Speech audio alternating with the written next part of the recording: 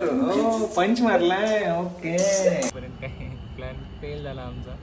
नमस्कार मंडळी, मी नितिशा स्वागत करते तुमचं आजच्या आपल्या नवीन ब्लॉगमध्ये. आज ब्लॉग सकाळी चालू केलाय. ठीक आहे. आणि हा व्हिडिओ आवडला तर व्हिडिओला लाईक, शेअर आणि सबस्क्राईब करा. आणि खाली एक हाईप ऑप्शन दिलेला आहे, त्याला पण क्लिक करा. तर इथं ना गावाकडून येत असताना मी हरभरे आणलेत, हुळा आणलाय. म्हणजे हरभरे आणलेत तर त्याचा आता छान हुळा भाजायचा आहे मस्त इथं. त्यामुळं आणि ना काय होतंय, दुपारी जर मी हे केलं तर ऊन सध्या खूप जास्त आहे. त्यामुळं दुपारी काही करण्याची उन्हामध्ये काही करण्याची इच्छाच होत नाही. त्यामुळं म्हटलं सकाळीच हे आपण काम करूयात. अगोदर शाऊ गेली स्कूलमध्ये आणि आता आम्ही इथं हे चालू केलंय हुळा भाजायचं. ते होते तसंच होते, हे पण घ्या, ते तसंच होते. तुम्ही पहिल्यांदा भाजताय ना, त्यामुळे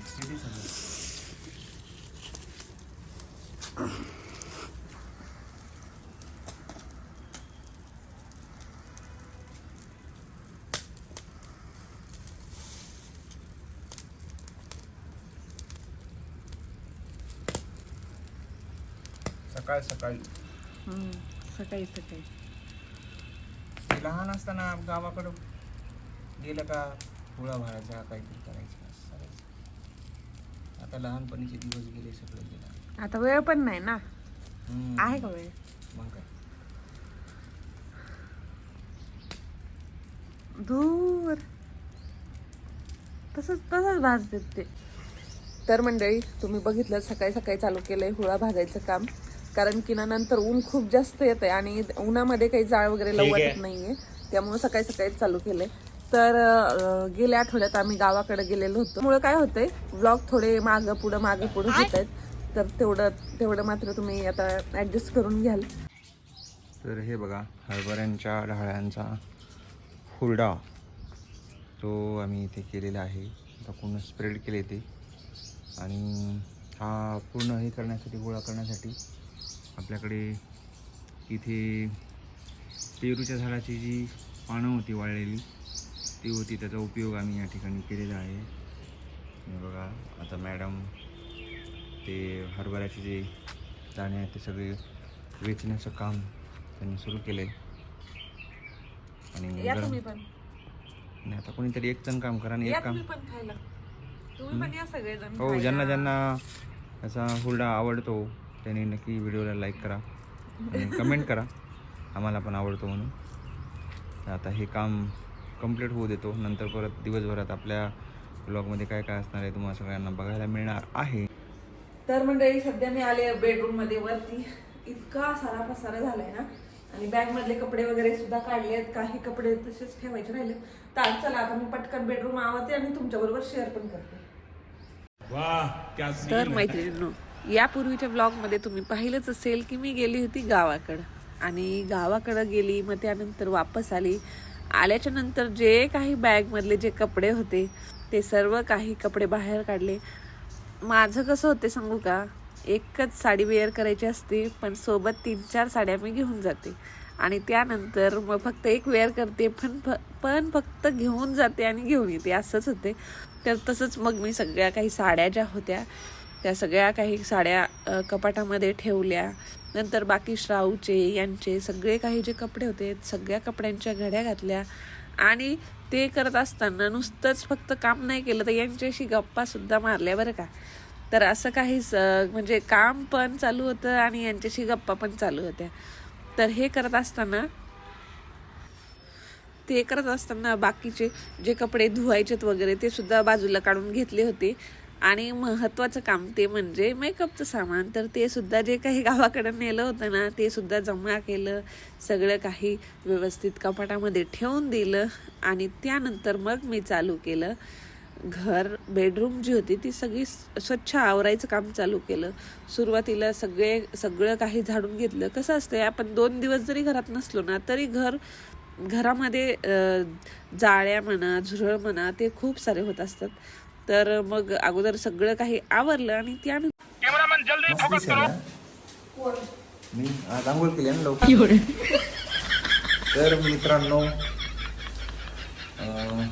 आज सकाळी ब्लॉग सुरू झालेला आहे. खूप साफसफाई वगैरे केलेली आहे. चष्मा चमकायला लागला तुझा. अयो हां, तर साफसफाई वगैरे सगळी झाली आणि आता नाश्त्याची तयारी सुरू आहे. ऑफिसला हां, मला थोडंसं काम आहे, तर त्यासाठी पण आम्ही जात असतो. मी इथेच राहतो ना, त्यामुळे घर आणि ऑफिस माझे एकच आहे. तर आता मला म्हणली होती की मी तुम्हाला पोह्याचं पूर्ण सामग्री सामग्री करून देते, तुम्ही फक्त बनवा.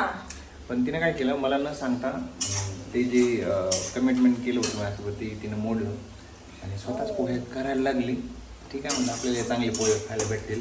तर माझ्या मागे काम आहे की एवढं काम केलंय मी, थोडस चांगलं खावं म्हणून मग म्हटलं चला आपण हो माझ्यावर पंच मारलाय. ओके ओके, पंच मारला आपल्यावर. ठीक आहे, बरं मी तुम्हाला अजून दाखवतो. मी आज सकाळी म्हणजे कालपासून नवीन एक उपक्रम चालू केलेला आहे कॅम्पस मध्ये. एवढे सुंदर आणि गेल्या वर्षी तुम्ही करत होते ना. हो, गेल्या वर्षी अख्खा मला दाखवा. गेल्या वर्षी पूर्ण उन्हाळ्यावर हे फुलं आणत होते रोज पूजेसाठी. मग आता डबल तो उपक्रम चालू केलेला आहे. कालपासून मी हे मस्त अशी कॅम्पस मध्ये फुलं आणायला रोज जात आहे आणि आपल्या पूजा मॅडमची राहिलेली आहे. आणि हे बघा, ही आपल्या म्हणजे पाठीमागच्या बगीच्यातली पपई, ही पण हे झालेली आहे. आज ही कट करून खायची आहे. तर आता पोहे वगैरे तयारी सुरू आहे. पोहे झाले का मग नाश्ता करणार आहे मी. बघू, नाश्ता करून जाईल किंवा मग ती आल्यावर करू. आता आपण ठरवू, कारण मॅडमला आधी आणायला जावं लागेल.